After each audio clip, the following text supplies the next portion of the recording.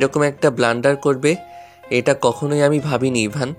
তুমি যেমনটা ছিলে না কেন, তোমার কাছ থেকে এতটাও হীনমন্যতা আশা করিনি আমি, কখনো না। আমার ভাই এমনটা করবে? How is this possible? নিবান এসেছে টের পেয়েও মাথা উঁচু করেনি ইভান। দাদাভাই যে তার উপর ভীষণ রেগে আছে এটা বেশ অনুভব করতে পারল সে। আজ তার জায়গায় যদি অন্য কেউ থাকতো তবে এত সময় বাজে অবস্থা হয়ে যেত তার। সে এসব ভেবে মুখ উঁচু করে সামনে তাকানোর সাহস করেনি সে। তবে নিবানের রুক্ষ গলার কথাগুলো শুনতে অসহায় মুখ করে তার দিকে চাইল। দাদা ভাই প্লিজ। এই দাদা ভাই প্লিজ কিসের? এই তুই যেটা চেয়েছিস না, না কখনো বলা হয়েছে, এই বল না বলেছি আমি কখনো? বাবা না বললেও আমি কখনো না বলেছি? তুই মুখ ফুটে না চাইলেও আমি বুঝতে পারলেই সেটা নিজ থেকে দেওয়ার ট্রাই করেছি তোকে। তবে কেন এরকম একটা হীন কাজটা করলি ইভান? আমাকে একটাবার জানাতিস। ত্রিনয়ের কাছে আমার সম্মানের কথাটা একবারও ভাবলি না? তোর যখন তন্ময়ীকে এতটাই পছন্দ, তবে আমাকে কেন সেটা বললি না? কেন এমনটা করে মেয়েটাকে সহ ওর পরিবারকে অসম্মানিত করলি? আমার ভাইয়ের প্রতি আমার অটুট বিশ্বাসটা কেন এভাবে নষ্ট হতে দিলি? দাদাভাই ভীষণ রেগে আছে এটা তার তুইতুকারি কথা স্পষ্ট বুঝলো ইভান। এখন যদি কথা না বলে চুপ থাকে তবে তন্ময়কে পাওয়ার আশাও ক্ষীণ হয়ে দাঁড়াবে, তাই না চাইতেও মুখ খুলল ইভান। ও সামান্য একটা বিষয় নিয়ে ভুল বুঝে ওরকম একটা সিচুয়েশন তৈরি করেছে, যার ফলস্বরূপ এরকম একটা বিব্রতকর পরিস্থিতিতে আমাদের সবাইকে দাঁড়াতে হয়েছে। আর এই পরিস্থিতির জন্য যদি দায়ী আমি হয়ে থাকি তবে তার কিছু অংশীদারও ও। আর তুমিও শুধু ওর পরিস্থিতিটা বিবেচনা করে কিছুতেই ভুল বুঝতে পারো না আমাকে। ওকে আমি বলেছিলাম বাড়ি থেকে যদি কোনো বিয়ের সিদ্ধান্ত নেওয়া হয় তবে আমাকে জানাতে। ও সামান্য একটা ভুল বোঝাবুঝির কারণে নিজ মনে ক্ষোভ রেখে ইচ্ছাকৃতভাবে জানায়নি আমাকে। আর সামান্য একটা ভুল বোঝাবুঝির কারণে ও এরকম একটা সিদ্ধান্ত নিয়ে আমার থেকে দূরে সরে যেতে পারে না। ও চাইলেও আমি সেটা হতে দিতে পারি না, আর সেটা আটকাতে আমার এই পদক্ষেপটা নিতে হয়েছে, যার ফলস্বরূপ এই পরিস্থিতি। ওকে বা ওর পরিবারকে অপমান অপদস্থ করার কোনো রূপ ইচ্ছে আমার ছিল না। রাগে টনটন হয়ে যাওয়া কপাল মুহূর্তেই কুঁচকে গেল নিবানের। বলল, তোদের মধ্যে সম্পর্ক ছিল? না। তবে এসব কথা হওয়ার কারণ? নিজেদের মধ্যে ঠিকঠাক হওয়া না হওয়ার সম্পর্কটা ছোট পরিসরে বিবরণ দিল ইভান। আর সেই সম্পর্কের থেকে এ পরিস্থিতি কি করে গড়ালো এটাও বলল। সেটা শুনে নিবান শক্ত গলায় বলল, তন্ময়ের বুঝিটা একদম ভুল নয়, আর না সেই ভাবনা মতো বিয়ের সিদ্ধান্ত নেওয়াটা ভুল। বরং তোমার ওই মেয়েটার সাথে মাখামাখিটাই মাত্রাধিক ছিল। আর যে কেউ ওসব দৃশ্য দেখলে তন্ময় যেটা ভেবেছে বুঝেছে সেটাই বুঝবে, সেটাই ভাববে। নিশ্চয়ই আমার নজরও ভুল কিছু দেখেনি, আমার ব্রেইনও ভুল কিছু ভাবিনি। তুমি আমার চরিত্র নিয়ে অবিশ্বাস করতে পারো না দাদা ভাই। তন্ময়ের মতো তোমার দেখাই ভুল না থাকতে পারলেও ভাবনার বিস্তার ভুল ছিল। কিন্তু কার্যকলাপ তো তুমি তেমনটাই করেছো ইভান। সেখানে আমাদের নজর যেমনটা দেখবে আগে সেরূপ ভাবনাই তো ভাববে, তাই না? না, তাই না। আমাদের দেখাও কিছু সময় ভাবনাতে গিয়ে ভুল হয়।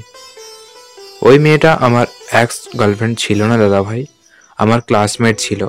তবে ওর সাথে আগে সেভাবে পরিচিত ছিলাম না আমি। ওর বয়ফ্রেন্ডও আমার ক্লোজ ফ্রেন্ড ছিল।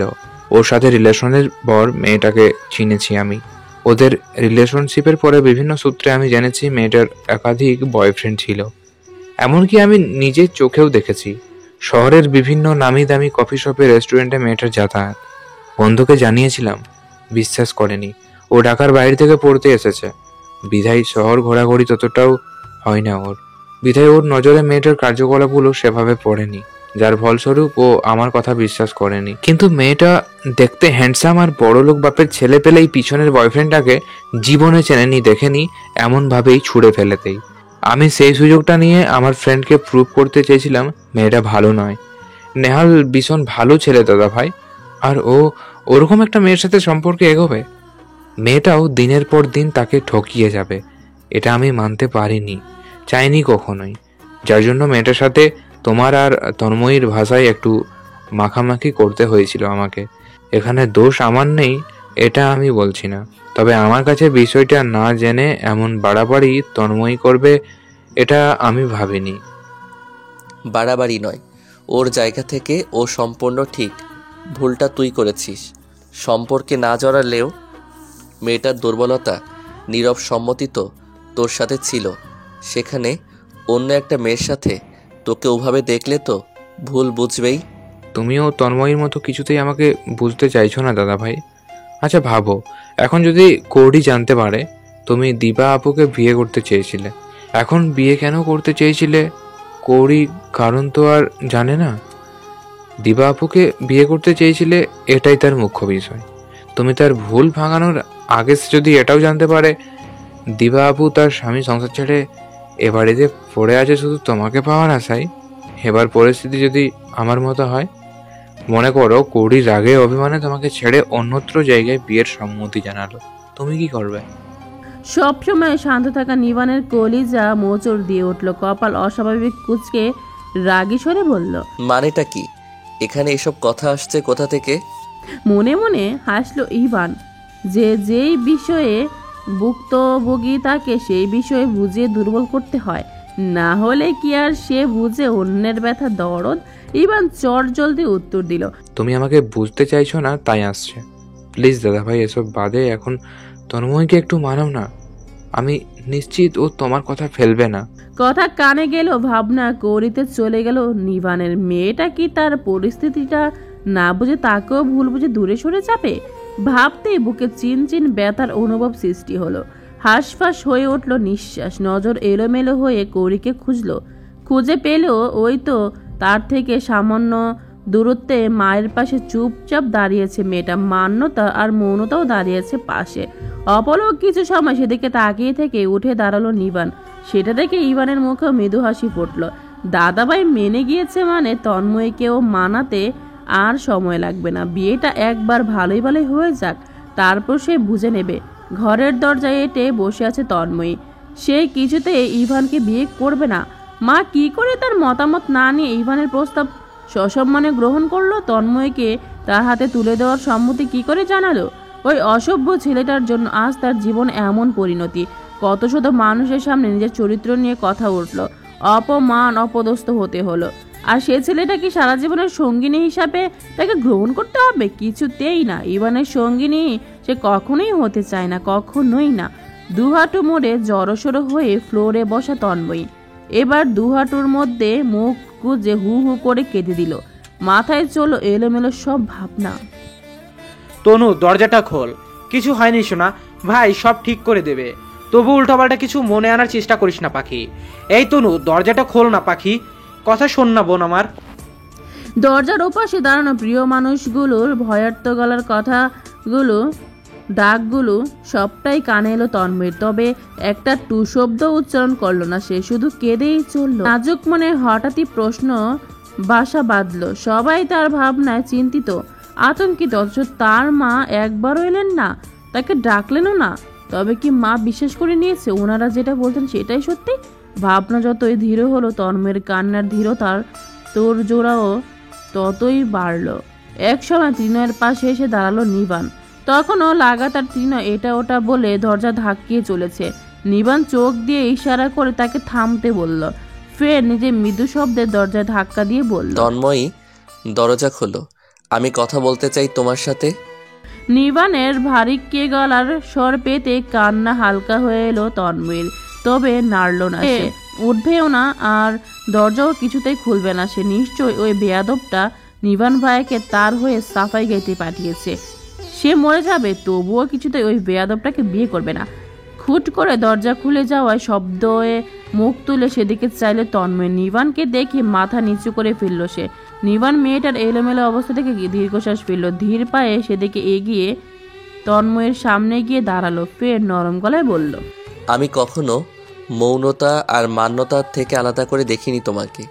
এত বছরের সম্পর্কে হয়তো আমার আচরণে তুমি বুঝতে পেরেছ।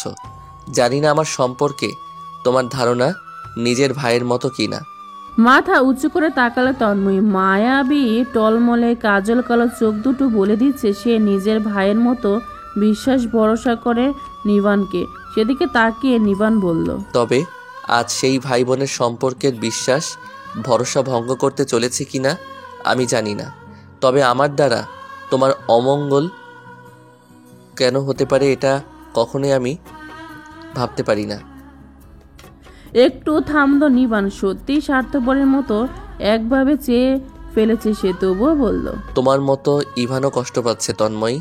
আমি জানি ও তোমাকে অসম্মান করেছে, তবে পরিস্থিতিতে পড়ে যে করেছে এটা তুমিও জানো। ইভানকে তুমি কতটা চেনো জানো আমি জানি না, তবে আমার ভাইকে আমি জানি ও কখনো একটা মেয়েকে অকারণে অসম্মান করার মতো ছেলে নয়। আর কাউকে কথা দিয়ে তাকে ঠকানো, আমি অন্তত এই অবিশ্বাসটুকু আমার ভাইয়ের প্রতি কখনো করতে চাই না। হয়তো চেয়েও অবিশ্বাস করতে পারবো না, যদিও স্বার্থপরের মতো বলা হয়ে যাচ্ছে। তোমার পরিস্থিতিতে থাকলে এই কথাগুলো মুখ দিয়ে বের করতে পারতাম কি না জানি না, তবে সত্যি বলতে আমরা সবাই আমাদের প্রিয় মানুষদের ক্ষেত্রে দুর্বল, স্বার্থপর। তাই আমার ভাইয়ের জন্য তোমার কাছে তোমাকে চাইতেই হচ্ছে। তন্ময়ীর অবাক করা দুর্বল চাহনির দিকে তাকিয়ে দুর্বোধ্য হাসল নিবান। বলল, আমাকে স্বার্থপর মনে হচ্ছে তোমার, তাই না? আমি জানি তোমার দিকটা না ভেবে আমি স্বার্থপরের মতো কথা বলছি, তবুও বলবো ওকে ফিরিয়ে দিও না। তুমি আমার বোন হয়ে আজীবন আমাদের সাথে থেকে যাও। শ্বাস ফেলে মাথা নিচু করে নিল তন্ময়ী। সেটা দেখে ফের নিবান বলল, এবার তুমি ভেবে দেখো তুমি কি করতে চাও। তোমার সিদ্ধান্ত যদি এরপর না হয় তবে তুমি ভেবো না ইভান তোমাকে কোনো প্রকার ডিস্টার্ব করবে না। নিবান তপ্তশ্বাস ফেলে চলে যাওয়ার জন্য পা বাড়ানোর আগে আবার বলল, তুমি ভেবে চিনতে তারপর সিদ্ধান্ত নাও। আমরা বাহিরে সবাই তোমার অপেক্ষায় আছি।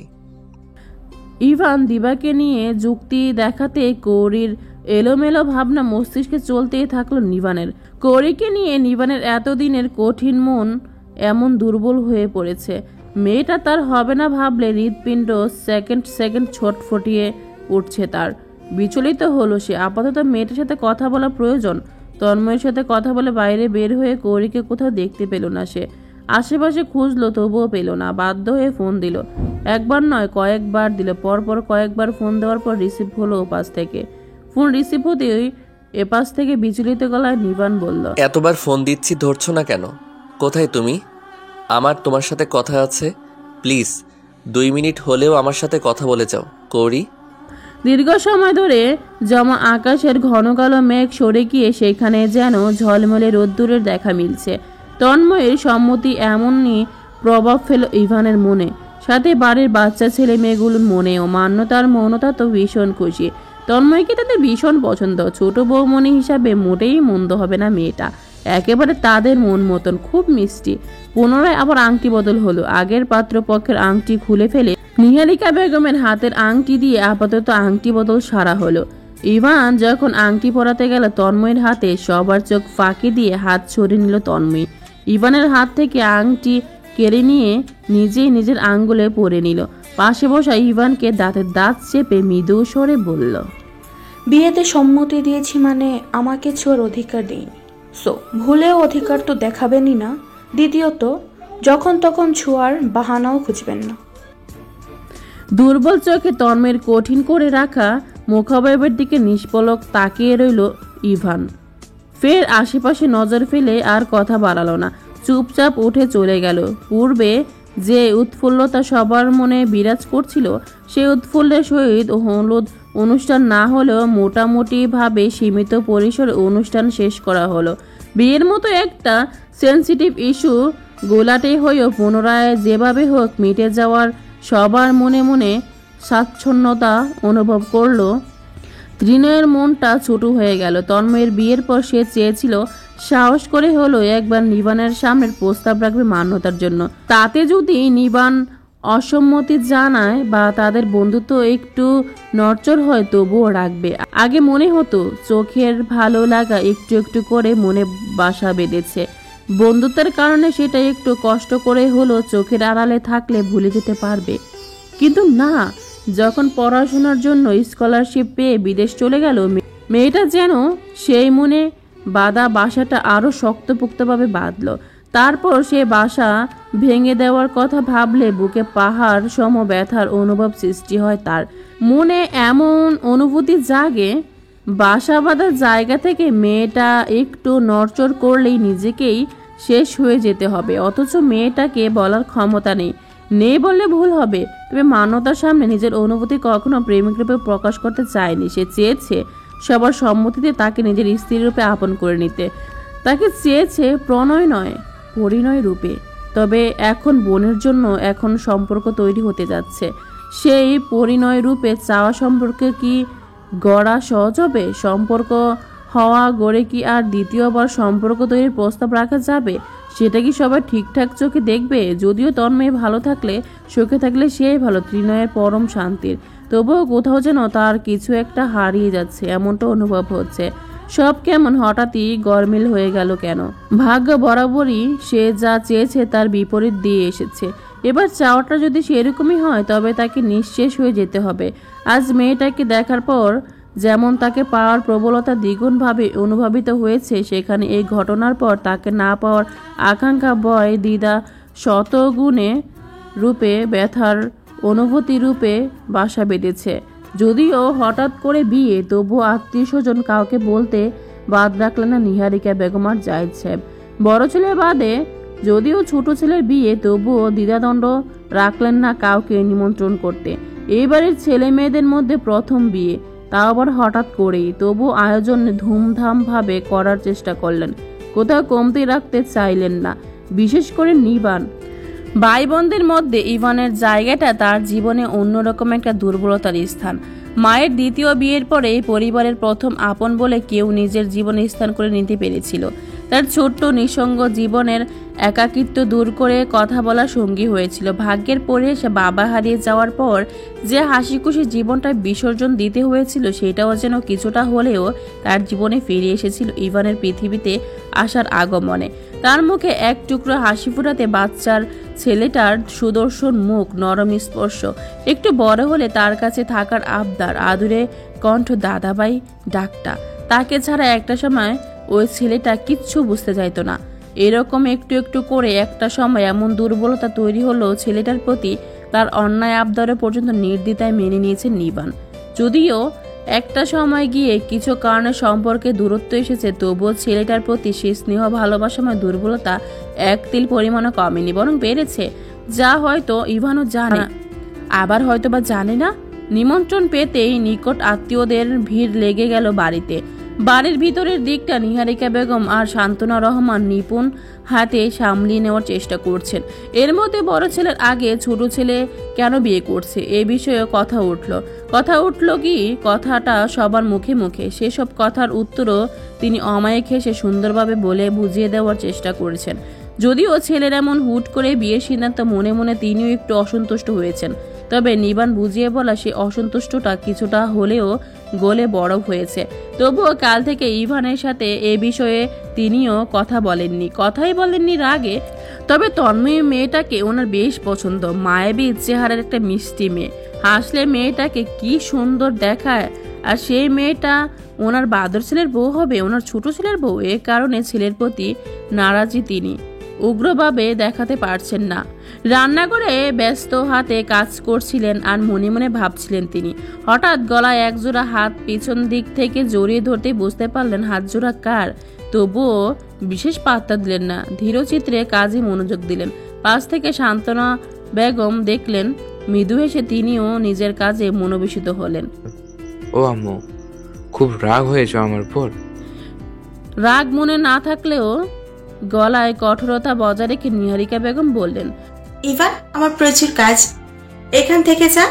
আর তোর উল্টো পাল্টা বকবক শোনার সময় আপাতত আমার নেই, যা। টুপ করে মায়ের গালে একটা চুমু বসিয়ে দিল ইভান। নিহারিকা বেগম বিরক্তিতে চোখ মুখ কুঁচকে ইভানকে পিছন দিক থেকে ঠেলে সরিয়ে দিলেন। ফের পরিহাসের সুরে বললেন,